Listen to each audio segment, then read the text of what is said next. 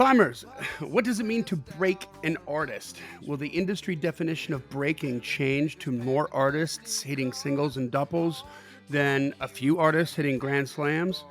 Today, we're going to unpack a Billboard article that I referenced in my last episode, and you won't believe what the label executives are saying. Welcome to the Climb! This is a show dedicated to helping singers, songwriters, and indie artists like you create leverage in the music business, as this article is going to further demonstrate. Leverage is what you're going to need to get some attention these days. Business labels are buying small businesses. They're not turning diamonds in the rough into superstars. So you got to do it yourself, but you don't need anybody's permission. That's why we call it the Climb. C.L.I.M.B, creating leverage in the music business. That's a backstername. You might have thought acronym, but you're wrong. It's a backstername. And that's created by my good friend and co-host and recent birthday boy, Mr. Brent Baxter, who also happens to be a hit songwriter with cuts by Alan Jackson, Randy Travis, Lady A, Joe Nichols, and more. Got a few number ones in Southern Gospel in the last year or two. Top 10 in Australia in the last year. Got a couple more on the charts right now. And unbeknownst to some other people, I guess, who are like, why are you such an expert on songs? Why don't you show us some stuff you've written? You know what? He helps songwriters like you turn professional by teaching you how you can write like a pro, do business like a pro. And then on the regular, he connects you with the pros so that you can create relationships. And what I love about that part, Brian, is I know there's been more than one longtime climber now that has worked their way, clawed their way up the ladder, and has gotten publishing deals and is in the right rooms now, and just increasing their stock with every single day that they continue to work. So I'm proud of you for that, buddy. And you can find Brent and be very and be showered with this kind of help and guidance and mentorship. You can find them at songwritingpro.com. And I would like to introduce you to my co-host, Johnny Dwinell. Johnny owns Daredevil Production. They're breaking artists digitally by identifying new fans through data, and that's going to be especially important on today's episode. If you're an artist looking to increase your streams, blow up your video views, sell more live show tickets, and get discovered by new fans, TV, and music industry pros, then Daredevil Production can help. Daredevil has worked with multi-platinum artists like Colin Ray, Tracy Lawrence, Ty Herndon, and Andy Griggs, just to name a few. You can find Johnny at daredevilproduction.com. That's production, singular, no S, and there's no S because there is no other Johnny D. Oh, the labels aren't breaking artists anymore. Oh, they're breaking them in half. Breaking their will, breaking their spirit, breaking their hopes and their dreams. Well, so I guess, I had so many emotions reading through this article that we're going to unpack today. And they're definitely moving the line. Like, what's the word that I hate that the government uses? The new normal, right? They're trying to shove that down. But you know what? In this case, I actually think that specific piece of the puzzle that is a reality. But that is a reality that's actually brilliant. It's good for us, the indie artists. It's good for us, the indie songwriters, because it supports what we've been saying about the tyranny of space is no longer the issue, which was, the bottom line is that because of the way that the people consume music has changed, and the way that people are turned on to music has changed. Baby, can you please help a brother out? Oh, fascinating. Okay, well, let me know if you need help. Bravo evidently is taken off. So because the way that people are turned on to music and the way they consume music has changed, it so has the output. Like, what can it's you don't need 5 different lever pullers and gatekeepers to tell you yes or no. Anyway, that's what we're going to talk about today. But before we do that, let's get into some business real quick here. Make sure that you join the Climb community on Facebook It's facebook.com/groups/the climb community. Mm-hmm. It's asked to be let in. We let everybody in as long as you don't look like a hooker or a bot. Okay. Right. And believe me, I'm not judging you on your looks or your outfit when I say hooker. It's just like if there's if there's just like two pictures Yeah. and a link that says, come meet me or something like that, then hooker. It's probably not at the merch table. Yeah. I don't think it's the Probably merch not the table time at she the merch wants me to table. meet at. Or a Right. bot, She's not or a selling bot. Like, T-shirts. She's selling the lack thereof. Yes, and that is not what this community is about. Hey, your merch table has no shirts on it. Precisely. Precisely. How much does it cost for no shirt? I know. Now we're talking. Exactly. And for $100, I'll model it for you. The no shirt. Yes. You would be amazed at how much this one right here, how good it looks on me. Oh my God, that's so funny, dude. So anyway, we want to hear about all your wins, all your gigs, all your new music, and we want you to post it as a comment on the proper post. Every week, we got a place for you to put your new music. Every week, we got a place for you to put your gigs. Every week, we got a place for you to put your wins. I didn't roadhouse this person, but I mean, somebody put up like a poll to help them vote for them to, get some. I took it down and sent a kind. I didn't send a nastygram. I sent a kind, like, hey, put this in a post, in a comment, in a post, not in the feed. So hopefully that person understood where we're coming from. But let's talk about some wins. I got one. Want to start off? Can I start off? Well, go ahead and go. Yes. So we just got a new client that this could be the client that can be like the I think of the Cro-Magnon man chart, how we went from apes to Homo sapiens walking upright Mm-hmm. with bigger brains, and we keep moving along and getting increasingly better artists with better budgets with Mm-hmm. and not only do we need good artists and not only do we need good budgets to help these artists, but also we need the artist has to want to play in the sandbox with what's required to break in today's thing. So this has been a long time coming, but we just got connected here and brought on the Hey Goods, which is a this incredible family act from Branson, Missouri. And Mm-hmm. they grew up I think in the hills of the Ozarks. Ain't nothing wrong with that. I got mad love for that. Yeah, mad love for that. I'm pretty sure that they came from nothing. Okay, Yeah, like as one does in the hills of the Ozarks, unless I'm you're North talking about like Walton. in the hills of the Ozarks, Yeah. and they have and for the last more than 20 years, they've had a hugely successful family act. They sell out 3 nights a week on Branson in a theater that has, I want to say it's like 1,200 seats, Mm-hmm. and they've sold more than 6 million tickets. They have been constantly approached by, reality TV and Hollywood and all this kind of stuff, and they just Mm-hmm. keep turning it away. And they are completely self-sufficient. They can produce their own music. They have all their own, photography and video equipment and everything like that. They've got everything. And so for them, it's not going to be a huge behavior modification, Mm-hmm. something that they have to get their head around. And okay, we've got to do all this content. Right. And We're in they're a business. Right. family. Yeah. They're an entire family. They all grew up together, right? And they're all in the band. Everybody has their own job in the band, right? Mm-hmm. One person does the marketing, one person does the accounting, one person does the promotion, or one person is more of the creative. One person handles the show production. They do all their own show production, and their Mm-hmm. show production is amazing. I mean, like hanging upside down on cables doing guitar solos, better than Richie Sambora did in Bon Jovi. You know what I Yeah. mean? They have a drone show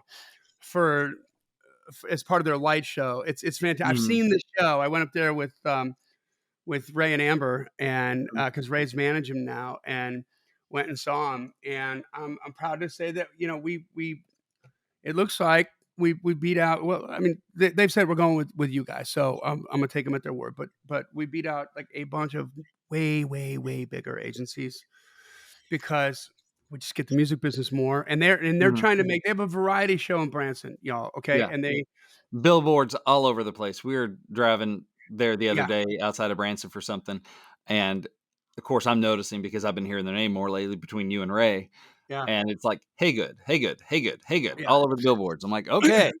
yeah. I mean, and they know, and they are just a vulgar display of prowess. I mean, just sick. They're sick. Everybody plays multiple instruments. They sing like angels, and they're so professional and they're so well run. The business behind the scenes Mhm. is an oiled machine, So and so what everybody I'm has a getting passion. from this Everybody does is it. what I'm getting from this is, Johnny, if it fails, we know who the problem is. Yeah. Looking at you, Johnny. Well, you know what? I mean, Looking that's the thing. at I'll take that. I will take that because I mean, with these guys, like, here's the thing: they've been working with Keith Stegall, Mhm, okay, like, who's helping them kind of find their sound, right? mhm. They want to push into the mainstream music market now, Yeah. and they're very interested in this and more incapable of doing it, and they get what's going on. So they've been working with writers. They've been coming to town a lot to write. They've been uh, working with the producers, and now it's time to start. So, I mean, hey, get this, folks. This is how on point they are. They want to start releasing original music at the end of next spring, and so they're talking to me when now to start Mm, promoting, right? They understand digital, and it makes sense to them. So it's not like I have to cajole this artist to do covers or anything like that. I mean, literally, they're like, "Let's go. Just give us a list of stuff. If we choose them, we're going to do our own normal stuff. So you choose them and push us out of the box." And we'll try to make something happen. I'm like, let's go. So that's where it's at right now. So I'm super excited about this because they have a budget too, and when stuff starts to work, they're going to be able to really commit to it and and make something happen long term, which is what it's going to take, right? It's not going to mhm, happen overnight, and they have just, I mean, they're when we ramp up their content, they've got some things, some aces up their sleeve. Not the least of which is they can put cameras on drones, mhm, and I don't see that as a regular occurrence in terms of artist content on TikTok, right? mhm. So, and 3 times a week they walk out onto a stage in front of a sold out audience. So That didn't you hurt you either. can't get any more social proof than that. Yeah. So anyway, super excited about that, Johnny. Awesome. Johnny Twin. All right, so we have some other wins in the Climb community where this is every Wednesday we post a new heights is where we encourage you to celebrate your wins, your music related wins with the Climb community so we know where the party is so we can find it and congratulate you and all that good stuff. So we don't have time for all of them, which is a good problem to have. It's high class problems, as Johnny would say. Climber Amy Barnett says, just got my first #1 song in Texas, which is awesome. The song is called Label and by Ariel Hutchins. It was #1 like 2 weeks ago at the time of her posting it in the New Heights. So recent #1 in Texas, which is awesome, Amy. I've gotten a top 10 or 2 in Texas, but I've not rung that #1 bell in Texas yet. So congratulations. I love hearing that. Let's Yeah. see here. Congratulations.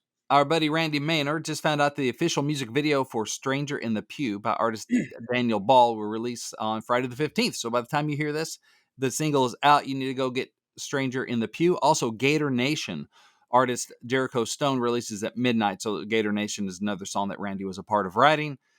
So that's out. And looks He's like working. He's yeah, working. he is a hustler. When So when when Maynard wakes, he wakes hard. that's right. So he has 2 releases on the same day, 2 different artists, 2 different kinds of songs.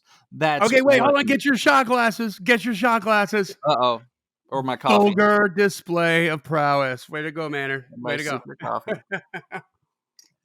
There we go. So good job, Randy. Good job, Amy and everybody. So just keep on climbing. There you go. And make sure you follow the podcast and tell a friend about it. All right. Brent, we're gonna read this article. We're gonna unpack it as we go. There are so many value bombs in this, and there are so many things that we've already been talking about So, Brent, I want you to interrupt early and often and talk about Okay. these different points, okay? All right. Here we So go. this is a Billboard article that came out on August 2nd of this year. So, about 6 weeks ago at the recording of this podcast, maybe 8 weeks ago by the time you hear it. But, y'all, this is so that means it's recent, right? Right. It's entitled "Pop Stars Aren't Popping Like They Used to. Do Labels Have a Plan?" Hmm. It's written by Elias Light. It says, at a time when executives agree it's harder to create superstars, the music industry may need to change how it views a win. What does it mean to, quote, break, unquote, an artist? It's a question that has plagued the music industry in recent months. In recent months. Come on. Like, Yeah. it's been going on longer than that. If a singer has billions, tell me if you heard this before, man. If a singer has billions of streams but walks down the street unrecognized, have they broken? Is a lone billion stream single enough, or is a second hit required as proof of staying power? And what if an artist racks up multiple hits but can't pull off a major headlining tour? The consensus among label executives is that the last pop artist to break big was Olivia Rodrigo, who had 4 top 10 Billboard Hot 100 hits during 2021 and debuted at number 1 on the chart with Vampire in this past July of 2023. Mhm. It's a track record, they say, that today makes her seem like a unicorn. Here's the big quote. Nobody knows how to break music right now, one senior executive laments. I think they're all lost. Wow. That's That's a quote encouraging. from a senior record label executive. Raise your hand if you want a record deal right now. Yeah. Raise your hand if you want a record deal right now. Because if you do, if your first thought is, well, duh, of course I want a record deal, Johnny, then you know what? You're not listening to a damn thing I'm saying on this Mhm. podcast. And I'm not against the labels, y'all, but I'm against the labels trying to break you, If they right? don't know how. Because they don't know how. And here they are admitting it in Billboard magazine, for the love of everything that is holy. Okay? Like it is here they're saying it out loud. So, labels have a machine that can, once you get the momentum going, can really add fuel to the fire. But make no mistake about it. Like we've been telling you for 7 years now, you got to create the momentum. But I mean, you got to still drive, Mhm. because what I'm reading here, and the rest of this article is going to show you. And we've been, first of all, that we're right. We've been Yeah. saying this forever, and we're right again. All right, I'm not saying that to be egotistical, or to be obnoxious, but man, we're right. We are right, and it's important that you know that we're right and that you see this too, because it's your money. It's Career. your career, and they are gonna do what they know how to do, which is radio. And you know what? They're they're running they're running out of money, and now, as this article is going to inform you, they're changing their business model. So Mhm. you know what? When your business model, Brent, is based on making big superstars because you can, Right. how do you feel about the initial budgets on the debut record? Well, when it's based on that, it's gotta be a big budget because you gotta break somebody huge. Yeah, Right. and I mean, obviously, you're going to have some discretion there, but Mhm. you know what? You're going to err towards a bigger budget because you're going to get a bigger artist out of it. You're going to take bigger risks, right? Yeah. So, the business models for labels are changing even more so. We're going to get into that. And, you guys, I can't tell you how many YouTube and TikTok stars have been signed that could have been broke, but they got the record deal because that's what they asked God for. That was their wish, right? Yeah. And I'm not saying that God grants wishes, but it's just like that. So please let me have. And then they got it, Mhm. and then they're like, okay, now I've made it Right. because they got the record deal. And then the record label, they don't understand what you did on YouTube or what Mhm. you did on TikTok. Yeah. They don't get it. And so you just handed the reins over to them, and it's when you make these deals with a label, you have to have the leverage. Oh my gosh, where have we heard that word before? Yeah. To go in and say, listen, let's be honest with, if we're being intellectually honest with one another and we're going to make this deal work, you have to admit to me that when it comes to digital, you have no idea how I did this. Mhm. And I'm not saying it to be, this is what you tell the label. I'm not trying to be a jerk. I'm just saying, if you knew what I was doing, you would do this all the time, Yeah. because this is the kind of money I make off my YouTube channel Right. or my TikTok channel, but you don't. So I need a lot of discretion here. Like, I need the budget and I need the infrastructure, but I need to be calling the shots. Mhm. If you want to play it that way, we can go forward. If you don't, then that's not the label for you guys. Right. And believe me, it's going to be way more people that are just like, I- you know how lions, like when a new lion comes into the pride and it eats all the babies from the old lion? Right, yeah. Labels do that crap all the time. Mhm. So if it's not their name on it that broke you, then they might not be interested in breaking you. And so you need to be careful, because you can turn into, from making a 6 or even 7-figure living on YouTube, your dang self, Mhm. to going to being on a record label, losing all your revenue because you're not consistent anymore on YouTube, and failing at the label because they don't know what to do with you. And now you got $100,000 bill to get out of the deal if you want to, so you can go start over again. Yeah. I mean, it reminds me, I've been self-published for a few years now. But, people are starting to sniff around, and I'm starting to kinda kick the tires a little bit on, do I want another Yeah. publishing deal, that sort of thing, and we've had these conversations, and a big piece of the conversation for me is gonna be, are we in alignment on the way the music business is and how to leverage my particular skill sets and situations and platforms and that sort of thing, to benefit both of us. Like, it's not just about, oh, I want to say I got a publishing deal. I want to say I have a draw, because I don't really need a draw. It's about other Mhm. things. And Yeah. so that's leverage, right? Because I can walk away if it's not the right thing. I don't need a publishing deal. I need like the right one, a good partner that we see eye to eye, and will each of us work our butts off so everybody wins. But it's the same thing with the label, though. You got to make Yeah. sure that they see your vision, they understand you and your path, and then you got to be able to walk away from it if it's not right. Yeah. Yeah, you got to. And so, I mean, I think the best value bomb in that just mad rap spit value bombs that you just did was alignment. Hmm. Right. And so I guess, what I'm reading in this article here is that labels are out of alignment with artists that are coming in right now. Hmm. And they want to go this way. And there's a lot of them that are having a real hard time. Bottom line is, I mean, they're trying to go digital, but again, their legacies, their everything that makes them important, everything that's added value, where they've been able to add value to other artists' lives, has been based around radio. Yeah. And like my last episode, that radio, the death of radio. If they don't have that, they don't know what to do, Hmm. right? And it's a bitter pill, because it's scary. Like the curtain's coming down, and their first instinct is not to adapt. Their first instinct is to fight it, and that's Right. human instinct. It's, That's just what all humans do. it's I like don't know there's a why, hole but in the boat. Row faster. yeah.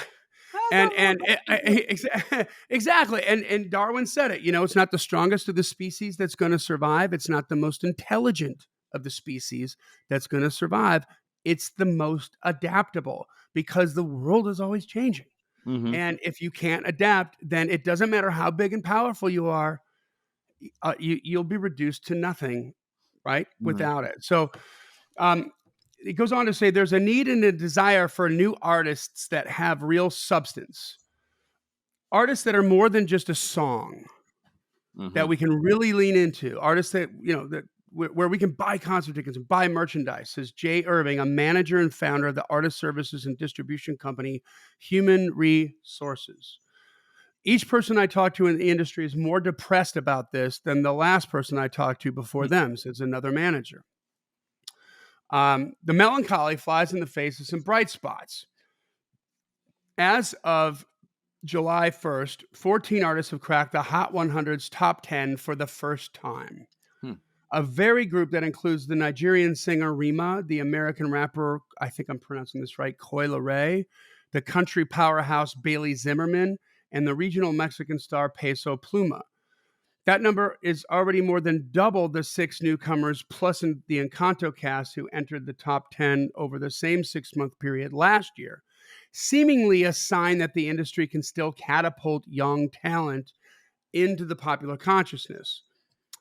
Genre-wise, country is buzzing, and Pluma is at the forefront of a regional Mexican boom. There are artists breaking. It's just that they're in different genres, not typical pop, one major label A&R executive says. Pop's current genre share dropped from 12.87% at the start of 2023 to 10.69% at the midpoint, according to Luminate. Still, many executives remain worried about the stagnation beyond a single musical style. They scan the landscape and see moments, as one puts it, that can fade rather than genuine breakthroughs that endure. A lot of people have this bleak mindset, a second major label A&R executive says. Even pop radio is seeing historic lows in consensus hits, according to the radio veteran Guy Zapolian, which has led to a bear market for new music.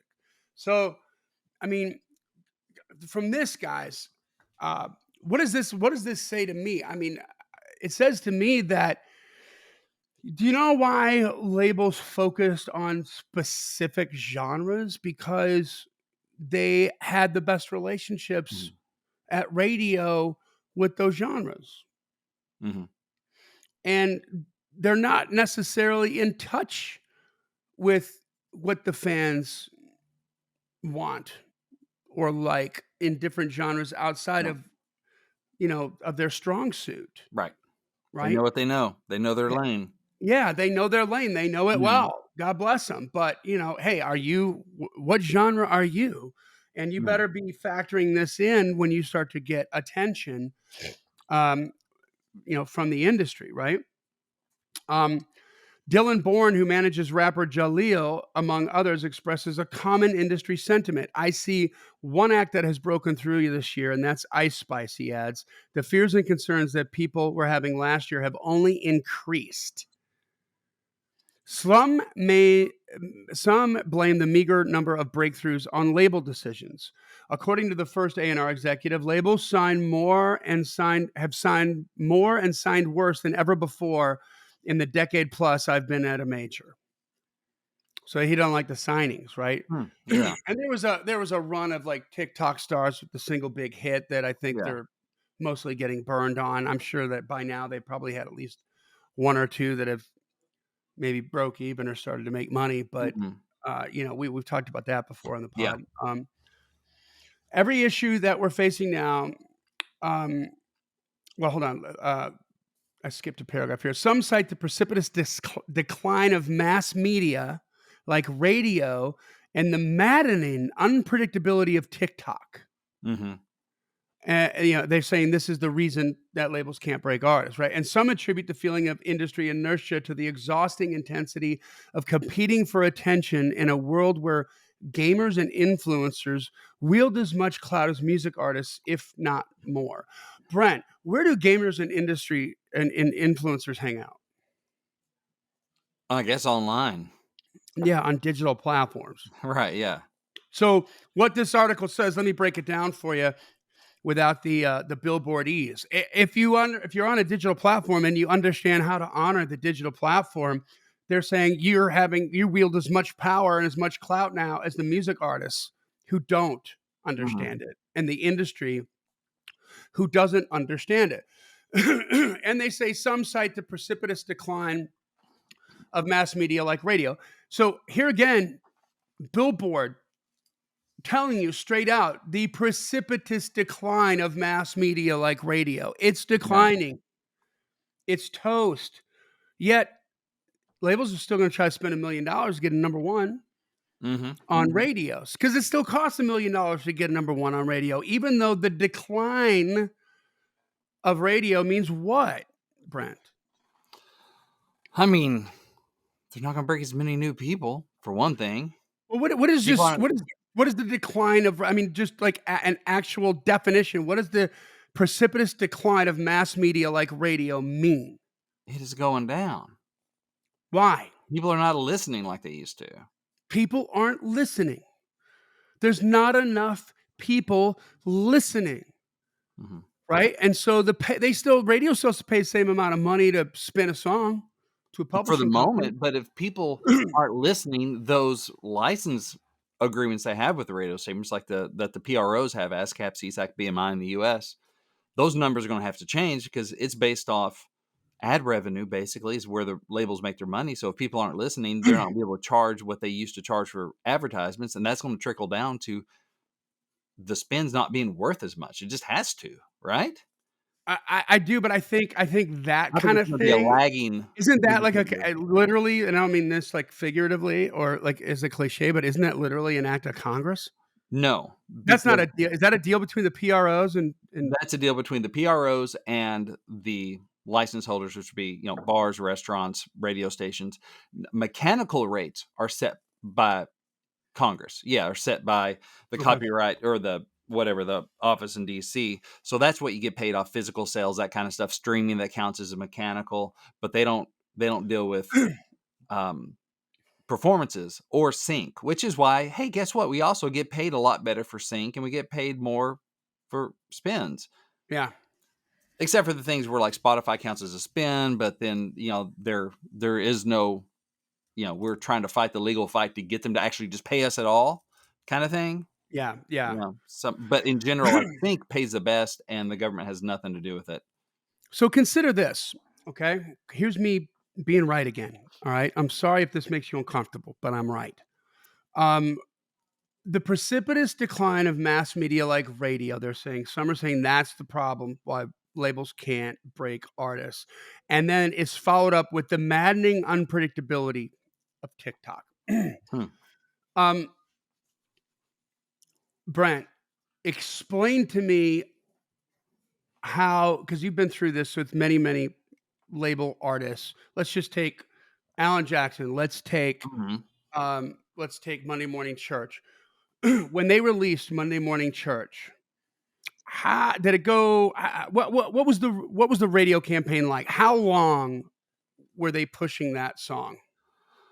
Man, it's been a minute since I want to say the record or the single came out like in October of 2004, no, 20 or 2004, and then it peaked sometime in like early 2005. So it took it a while to get up there. Radio didn't move as fast. And of course, that Right. was kind of before TikTok and all that stuff. Yep. Yep. But, it was I mean, Alan Jackson's already a legend at that point. So it had a big rollout. It had a ton of ads, but it just Mhm. radio was, kind of slow rolling stuff a little bit more in those days, I think. Well, but here's the point on how they did it, right? I mean, marketing 101, right? You go to marketing, your first marketing class in college, marketing 101. Here it is: reach and frequency. Yes. Reach and frequency. So to your point, Brent, he got a lot of ads, Mhm. which means he's going to get on all those stations Yeah. already because he already had a big name. So the reach part licked it, right? Right off the bat. Yeah. Right off the bat. Now, frequency. Frequency, frequency, frequency, frequency, frequency. That's rotational format programming. Brent, you started getting stinky checks in the mail because of so many spins. That's right. Yeah, that was by far the biggest part of my income on that song was radio spins versus mechanicals and stuff. And he went platinum. But Yeah. yeah, it started and it built, as it went, when he's in the 20s and 10, whatever, it got the biggest checks came from when he hit top 5 because that was the So most spins. reach and so frequency, right? So it's in rotation. This Mhm. song is in rotation on all these stations, and they're spinning it probably between 40 and 70 times a week for each station, which, let's do the math again. Coming down to peak listener hours, that's about every 60 to 90 minutes. Mhm. That's what it's going to take, by the way, to get to number 4. Mhm. you're not going to get to number 4 with a passive hit, um, with a song in light rotation, right? Right. Because number 4 was all about spins, right? Mhm. That that wasn't a sales number. That was a radio number. That Radio was number. like, Mhm. this is the number 4 most spun song this week. Yeah. And so y'all, that's the most amount of frequency. That's the 4th most amount of frequency out Mm. of the top 100 songs that are being spun. Think about that. Frequency.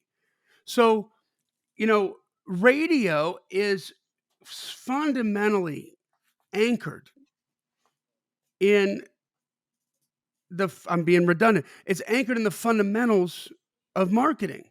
But the Mhm. the frequency's built in with the rotation, right? Right. So you're hearing that song over and over and over and over and over again. If you're listening to the radio, you are. Yeah, but in 2004, everybody was listening to the radio, Mhm. God bless them. or you listen to what you own. You still had only 2 choices for music for the most part, you know? Right. And, so then that same sentence goes on to say the maddening unpredictability of TikTok. You know what? Remember the episode that I did when I talked about how the labels and the digital marketing companies, and when there was 250 million people on TikTok in 2019, they would just spend money on a couple of influencers like the shuffle dancers, or there's other influencers that have done like stupid stuff on TikTok, and they would put the song in their next piece of content, Mhm. and the song would take off Yeah. on streaming, and it would rock, and it would be amazing, and they had a hit on their hands, right? Well, now there's more than 1 billion people on TikTok, and those influencers don't have the same influence. That's not maddening unpredictability. That's actually predictable. Yeah. But how do record labels, what's their approach to a digital marketing campaign? And how does that compare to the radio marketing campaign? Or promotion. Use promotion if you want. Yeah. Well, it's piddly next to radio, right? The amount of money they Yeah. spend, the time they spend. Because on If it radio, doesn't go viral in 2 weeks. yeah, on radio, they know it's gonna take, especially new artists, new single or whatever, it's gonna take a while to climb up there into the top of the charts. Are they Yeah, willing they to do they that sort of digital? have a gauge, don't they? They sort of have like an intuition, an understanding of the amount of frequency it's gonna take to get that song to where they want it to go, and Mhm. because they have this expertise in radio, they can then say, "This is gonna take about this long to get this amount of frequency Mhm. to have the song do this." Yeah. Make sense? Mhm. And but what we're talking about here is fundamentals. And then we go to digital, no fundamentals. Do you see what I'm saying, people? And you suck at the fundamentals too on digital. Y'all do. You don't get Bless it. your heart. Bless your hearts. But you can actually be better than the record labels right now if you Mhm. get your act together and understand reach and frequency. Marketing 101. I'm Mhm. not that smart. I just know fundamentals. That's right. It's like your favorite quarterbacks, man. When stuff starts breaking down and they start missing passes, what do? They go back to the fundamentals. Mhm. Back to just how quick are we getting that ball out? How Right. are we snapping? Like just quick passes, quick short passes. Like let's just get away from the extravagant stuff. Get back to the fundamentals, get your groove back, and then we can go back to the it's Mhm. that same thing. You all know how to do this in all these other parts of your life, but on digital you don't. Okay, so it goes on to say that every issue that we're facing right now comes down to oversaturation. People are just buried in content. This is true, right? Mhm. And he's when you go camping and someone pulls out a guitar and you're like, "Oh my god, can you please stop?" Grouse is a third A&R rep. That guy is on digital service providers now. That guy's on Spotify. Well, he is. In addition to those factors, executives say a hit doesn't mean what it used to. Mhm. It's a hit doesn't mean what it's used to. Any hit, top 10 hit, top 40 hit, number 1 hit doesn't mean what it's used to. Why? Because a hit on radio is based on the amount of spins. Right. But if there's less than half the audience listening, Mhm. it's going to have less than half the impact. I mean, all the time I'm seeing billboards, maybe on Music Row or in Music Row magazine or whatever. Congrats, whatever song hitting number one. I'm like, oh, that was song my number one. I've heard it like three Hmm. times because I Yeah. don't listen to radio much because I'm out here in the office. I don't have radio on. I'm usually working or I'm writing music or whatever. And then small town, I'm not commuting and listening to the radio much. My wife has it on CCM, so and worship in the house on. So I'm just not listening to country radio a lot. So I mean, I'm trying to keep up here, because it's part of the gig Yeah. with with what songs are out there. But I'm not as watching the horse races closely. So I'm always like, oh, that one went number one. Huh. Yeah. Well, I Whereas mean, listen, in the in order. 90s, if it went number one, I knew it was going to go number one because it was wearing me out on the Yep. radio. Because you were I listening. was Yes. listening. Yeah. And part of that seasonal life, part of that seasonal life. There But it is, and you've gotta in order for radio to work, it has to have listenership, like a mhm. boatload of listenership, like mass amounts of listenership, and when it doesn't, you can still get the number 1 because you got the most spins, but Yeah. if less than half the people heard it than they did 20 years ago, it's going to have less impact, isn't it? Yeah. There's like what you're exactly describing, Brent, is half the people don't know. Mhm. Right? It's the same thing like, what Lefts had said, and we talked about in the last podcast with television. Like, in the '70s, when there was only 3 stations, there's only 3 stations in the United States: ABC, NBC, CBS. Mhm. Like, if you watch Charlie's Angels on Wednesday nights at prime And time, we did. and we definitely did, okay? You also knew who the other 2 stars were on the shows that were competing on that time slot on the other 2 channels. Yeah. Because they were that famous, because there's only 3 to remember. But Right, yeah. yet one of the biggest shows that we've had in the 2000s or in the 2010s, I would say, is, The Walking Dead, and I remember my roommate, Chris Malk, he was my roommate at the time coming home, he's like, "You never guess who showed up at my show tonight?" I'm like, "Who?" He's like, "So and so." I'm like, "Who's that?" Yeah. He's like, "Dude, from The Walking Dead." And I'm like, "What's that?" And he's like, Yeah. "The show I always have on TV when you come home." I'm like, "Oh, yeah, I don't," you know what I mean? Like, that audience has 4 million people, The Walking Mhm. Dead did, maybe 5 million. That's not 100 million, Right. right? It's the same thing. You guys see what's going on here? So, um, he says that a hit doesn't mean what it used to. It's common to hear grumbles about young acts who have hundreds of millions of plays of a single, but can't fill a small room for a live performance. Mhm. Wow. It's easier today for folks to be passive fans, Irving says. For you to consider yourself really broken, people need to care about you beyond the song. Yeah. Where's the connectivity? Are people really dialed in a deeper way? Okay, let's talk about that. Okay, here's what's happening. Here's why this is going on. Spotify doesn't create the repetition like radio did. Right. That's why Spotify is a distributor, and radio was really like a promotional tool that made money, Mhm. right? Because uh, you heard it so many times, it changed the marketplace, right? Mhm. People like the song was pounded into your head, and then people fell in love with it, and it became that big song. But to think that Spotify is a marketing tool, a promotional tool, a discovery tool is an imperfect understanding of Spotify. Yeah. And while you can be on 1,000 different playlists and you can have, we've had one of our artists just recently get on a couple editorial playlists and with 120 extra thousand streams. That's Mhm. awesome. But that doesn't like that's a lot of spins. But how many times have each individual person heard it? Yeah. It's not enough, right?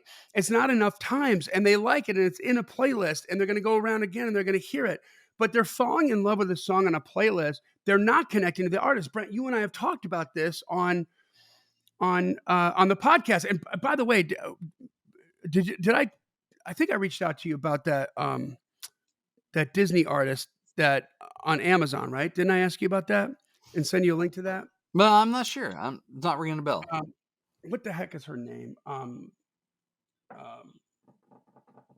big pop star. Anyway, she dropped a track like a week ago or 2 weeks ago. Oh, you did. Was it Selena Gomez? Selena Gomez, yeah. Okay, yeah, you Yeah, did. Okay. and I go click on, her song on Amazon, and before it plays the song, there's a message from her. Mhm. Brent, you and I came up with that, man. I It's like, "Oh remember my god, that. thank you so much for listening to my new song, Single again, or Single soon, blah, blah, blah." It was, like, amazing, right? I was like, Yeah. "Holy crap," like, we talked about, like, how they used to do shout outs on the radio, Mhm. and so I see some stars trying to adapt, and I thought, "Well, that's really cool," like, if because what they did was, the trigger was you click on the link to go to the song, but it doesn't take you right to the song. It takes you to this other thing before it goes to the song, which saves you having to put that shout out like on your master, Yeah. right?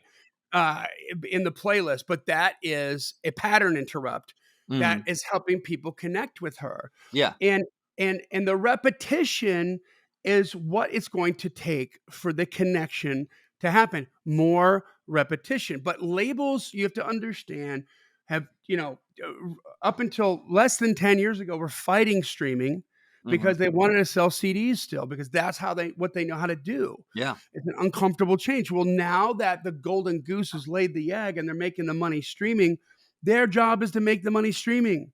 And Mhm. so they are focused on what? Making money streaming. What are they not focused on? Branding artists Yeah. and what's happening here. Right? You see this? So this is a huge thing to understand. Like, who wants a deal right now? Who wants a record deal right now? Like, if they spent, instead of going to radio, if they spent all this money on, pushing content out Mhm. digitally, creating that repetition on a digital platform, you're gonna have people that are falling in love with artists because I'm seeing their face every dang day in my feed. Yeah. I mean, guys, it's fundamentals, right? Mhm.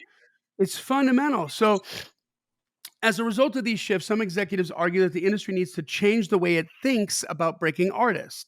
As one A&R executive puts it, maybe there aren't as many players slugging home runs, but there are more producing a steady stream of singles and doubles. So, right there is the very difference between how digital is consumed and how broadcast was consumed, right? Because a radio station on a playlist only has 2016 spins a week. And if you're going to have 20 songs in heavy rotation, that is 1,400 spins, y'all. That's Mhm. 70% of all the spins that week on 20 songs. So radio stations commonly spinning like 30 songs, maybe 40 songs a week for months and months and Mhm. months at a time. And there's no room for anybody else to see any sunlight. Yeah. So you get big trees, man. Like what are the trees in Northern California? Redwoods. The big redwood trees, like these huge, massive stars, instead of this other, but now, how many times have we talked about like the rise of the middle class of the artists, Mhm. because you can get some sunlight if you get out there and get in front of people and make some money. Well, now here the labels are changing how they're doing that. But on one hand, they're changing like how they're signing and how they're viewing a hit, and thinking, what, if we've got 30 artists that are hitting doubles, that's as good as eight Mhm. superstars, right? That are hitting home runs, financially speaking. But what they aren't doing is deciding to market in different way than on radio. Yeah. So guess what? With 30 artists who they know aren't going to make as much money, back to my question I asked you before, Brent, what are those initial budgets going to look like coming out of the gate on a debut record? Still bigger, but they're gonna get smaller. They're going to be smaller. Yeah. And so guess what? Radio, is that cheaper yet? No. No. Still costs the same amount of money. So your runway just got freaking shorter with this record deal Mhm. on something that from listening to this podcast isn't gonna work. The labels are saying it's not gonna work. Mhm. They're talking about it. No, notice that the A&R executives aren't giving their names. Yeah, right. The managers are, but I mean, this is huge, guys. So Tanya Olitzer, the co-founder of a label and management company, God Mode, works with rapper JPEG Mafia, who she says has a traditional hit in a commercial sense. Even so, his business is, or I'm sorry, she says he hasn't had a traditional hit in a commercial sense, but his business is enormous, she adds. We sold 15,000 vinyl records from his web store in 24 hours. He sells seven figures in merch, makes $1 million Woo. a year in merch. Okay. I've never even heard this cat, right? Right, yeah. Um, But another we act don't talk climbing, about the mafia. yeah. Another act climbing into this camp is Laffy, a Berkeley trained jazz singer and multi instrumentalist who has amassed fans with swooning bossa nova and a lively TikTok presence. Hmm. 18-ish months after Laffy released her debut EP, she was the number one selling artist in terms of merch in small cap rooms in 2022, Hmm. according to At Venue, the payment processing system, which handles transactions at 125,000 shows a year. So she sold out a fall tour where the average room fit 1,500 fans. Some fans show up dressed like her, says her manager, Max Gredinger. Bourne believes that if you're an artist earning well into seven figures a year repeatedly on an annual basis, you've broken to a certain degree. Raise your hand if you're okay with earning seven figures a year repeatedly on an annual basis. This guy. Yeah. Yeah. Okay.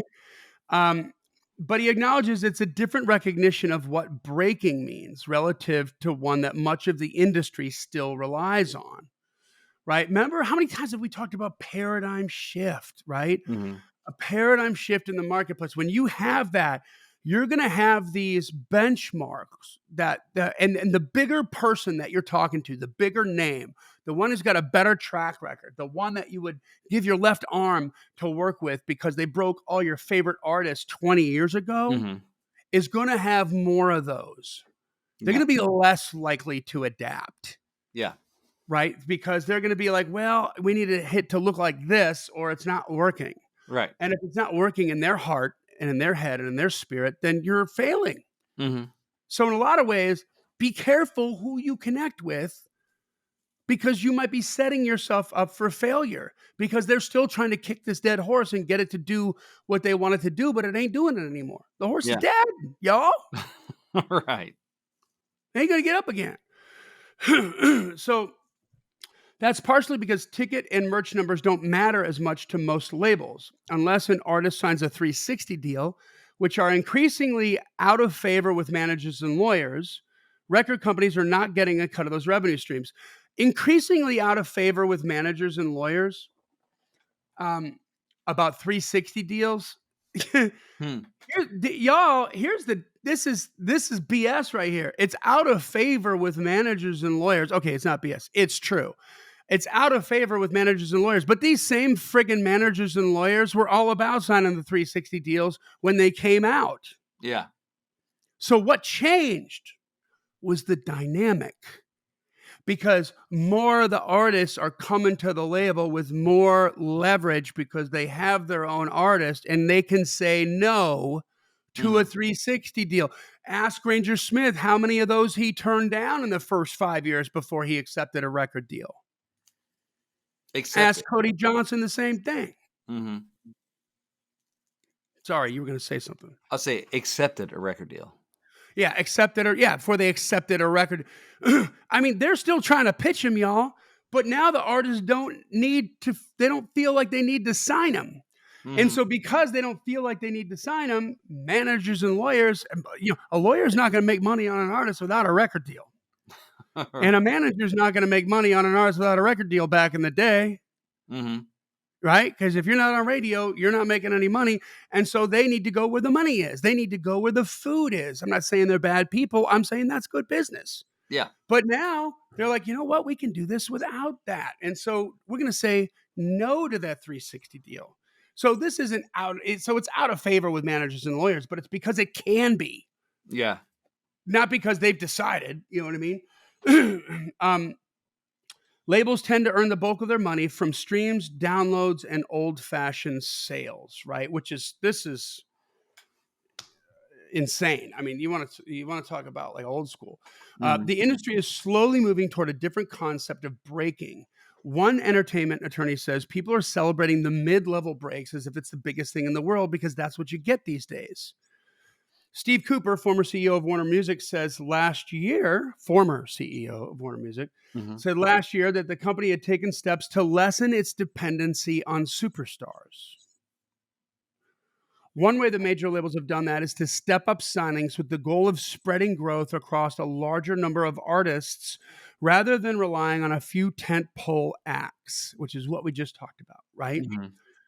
In 2022, I'm going to screw up this name, Hartwig Masich, CEO of BMG, sorry, Hartwig, noted that his company's business model is designed to be robust enough not to need hits in order to survive. Hmm.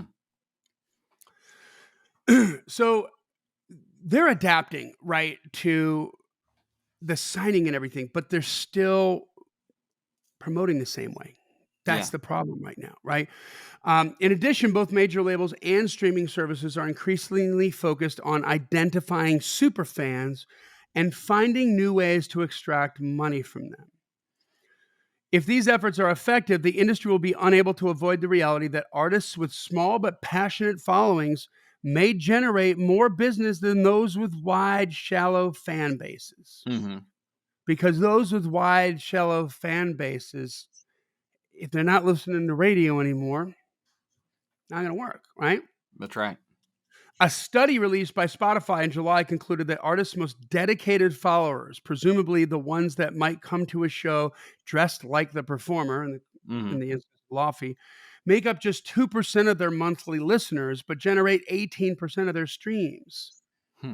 Even more important, these devotees account for 52% of merch sales. Whew. So 2% of your monthly listeners generate 18% of your monthly streams and 52% of your merch sales. You know what's really easy? Uh, uh, the best way to identify a super fan? Follow On the money. digital marketing. Yeah. It'll tell you who it is. It'll Hmm. tell you who it is, right? Oh yeah. For now, the uneasiness felt around the music industry is likely to persist. The doomsday thing is comforting for people that don't know what's going to happen next, says Coyote Badmus Wellington, an A&R consultant for Def Jam. But he prefers to revel in the uncertainty. I don't know what's going to happen next, he adds, but I want to be a part of it. Well, I can tell you guys, that's the end of the article. And it's just about fundamentals. You just have to bring the fundamentals to a digital platform. The fundamentals are the same. The tactics and the strategies have to be adapted to the new platform. Hmm. Okay, this is the conversation I had with the Haygoods, right? And they Yeah. got it like instantly. It's a digital platform. It's one to one. It's not one to many. Yeah. You want to get it to one to many, but even when you get it to one to many, like Taylor Swift, 1 to 250 million on Instagram, it's still one to one first Yeah. because you never sit down with your besties and stream your device to the big screen and look at your Instagram feed together. When I said that to the Haygoods, they howled. They were like, "Oh my God, that is so Yeah. funny." Of course we don't. Yeah, it's gross, right? It's weird. It's creepy. Yeah. I mean, Yeah, one thing an because artist should I was thinking about this, one thing an artist doesn't ever have to say on Instagram or TikTok or whatever is, "Hey, y'all." Y'all. yeah, yeah. Just hi, right? Because 'Cause you're only talking to one person at a time.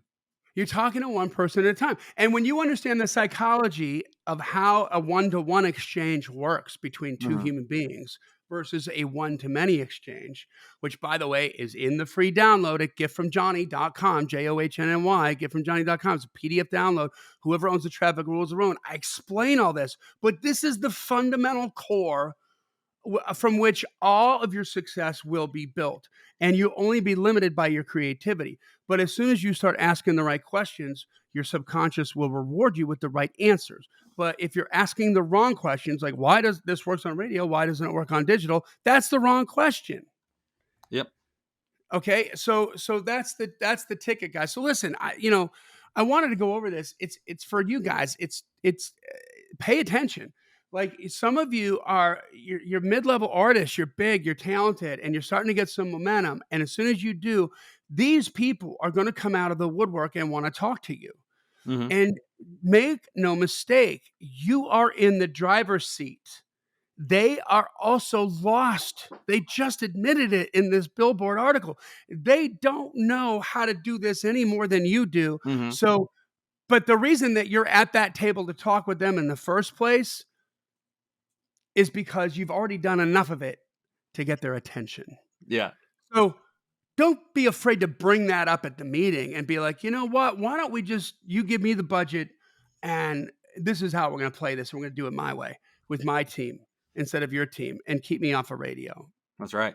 You know, like I want you guys to go to radio. I think radio is going to disappear by the time you get there. But if it's still there, I want you to be there. But it's not going to do you any good until, as Brent says, it's a second stage rocket, until you're bigger, right? So right now, the money's better spent on digital and getting to know who those super fans are, getting that cash flow going and becoming a viable business and continuing to improve your leverage. Okay, guys? So that's all I got to say about that. I'll put a link to this article in the show notes so that you can read it for yourself if you want to. If it's pretty telling, man. They're coming out and they're saying it now, and they're saying they're lost, and they're saying they don't know what to do, and they're calling TikTok unpredictable. I mean, it's unpredictable because what worked, the crappy shortcuts that they took in 2019 to break a song don't work anymore. That's what they mean by unpredictable. But what they haven't ever done to create predictability is bring the fundamentals of promotion and marketing to a digital platform. So you can do it. They can't. Make sure you're driving. Join the C.L.I.M.B community. Follow the podcast. Tell a friend. This podcast exists because we want you to win. So keep on climbing. And we'll see you at the top.